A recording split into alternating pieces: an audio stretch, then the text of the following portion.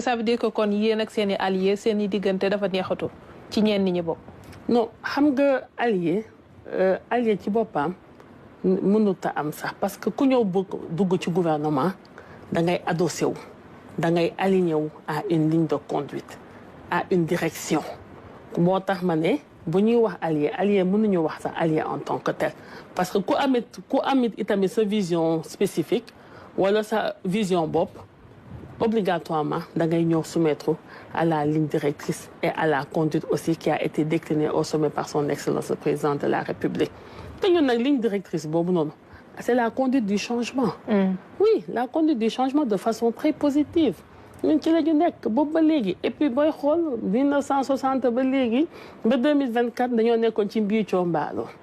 à chaque fois les gens ont donné leur sang à chaque fois itamit am ñi nga xamante ne vraiment dañoo souffrir yàlla dogal ba mu indi ñu benn chance indi ñu benn tandem le président Diomaye Faye le premier ministre Ousmane Sonko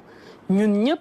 ñu am yaqin ma loolu sañ naa ko affirmer ñoom kenn ku ci nekk sa bopp taxu laa jóg kenn ku ci nekk rek da nga jóg rek pour Sénégal mën a jëm ca kanam pour que ndaw ñi fi nekk bañati xalaat di jël gaal naan dañuy jéggi océan Atlantique bi di dem feneen pour jigéen bu fi nekk booy matu wala booy wasin au moins nga mën a am accès à une case de santé wala à un poste de santé bu la gën a jege maanaam bref pour soulager en tout cas les souffrances et améliorer les conditions de vie kon boo képp koo xamante ne da ngay wax gémmiñ nag bu waxul jàmm wax safaan kuy wax te mënoo wax jàmm ak salaam wax fa dëgg neex yàlla war ngaa mën a noppi itamit nag te man dama bëgg a xam ñun ñii ñëpp engagé wu dans une dynamique et dans une constance képp koo xamante ne yow sa intérêt bopp taxul laa jóg rek mais da nga jóg pour l'intérêt général di nga conformer wu à cette ligne de conduite et à cette vision déclinée au sommet. li mu wax ndax xel mën na ko dégg maanaam yoon waru fi nekk di def parparloo dafa war a tëddee njaxana. Ici soxna Aram ici personne n'a jamais parlé de vengeance de justice pour se venger oui oui je mets au défi quiconque. Personne n'a jamais parlé de justice pour se venger, ni de justice pour les vainqueurs. Ce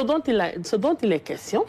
c'est qu'il faut qu'il y ait quand même une reddition des comptes. Mais boobu métti bi ñu fi bàyyi.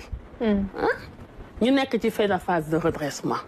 macha allah fa tabaarakalla kenn waxatul léegi parce que ñoom au début ñu bëri dañ doon wax naan dette amut ñu ci bëri téye seen presse wala tey di waxee nu mu leen neexee faf ñi nga xamante ne ñoom lañ ci àndaloon FMI ñoom toog nañu confirmer wax rendre hommage aux autorités de la République sénégalaise ci kanamu àdduna bi et tout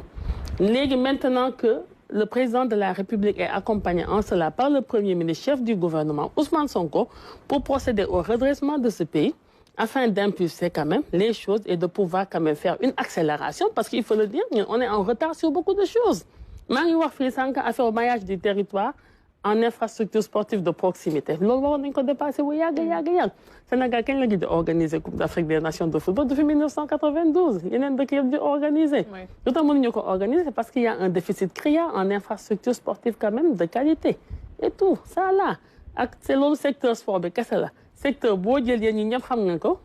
dafay métti maintenant qu'on est dans une phase de redressement et d'impulsion et tout de l'action gouvernementale et tout mais vraiment véritablement képp koo xamante ne yow jógoo pour sa bopp mais yaa ngi jóg pour liggéeyal ndaw tey ak ndaw ëllëg wax fa dëgg neex yàlla yaakaar naa ne mënoo dudul conformer wu ci ligne directrice bi ak ligne de conduite fii man mosuma dégg personne n'a jamais parlé de justice pour les vainqueurs ou bien de justice pour se venger il y a eu des morts te man loolu récemment man déglu naa sax fii ni ay yeneen autorité wax ko fii mais quand même il y a des personnes qui sont décédées et tout oui il faut que l'on sache il y a eu aussi vraiment on nous a parlé aussi de dettes cachées il faut qu'on sache aussi parce que day yomb trop il y a des infrastructures yi nga xamante ne xaalis génne na pour ñu financer defar leen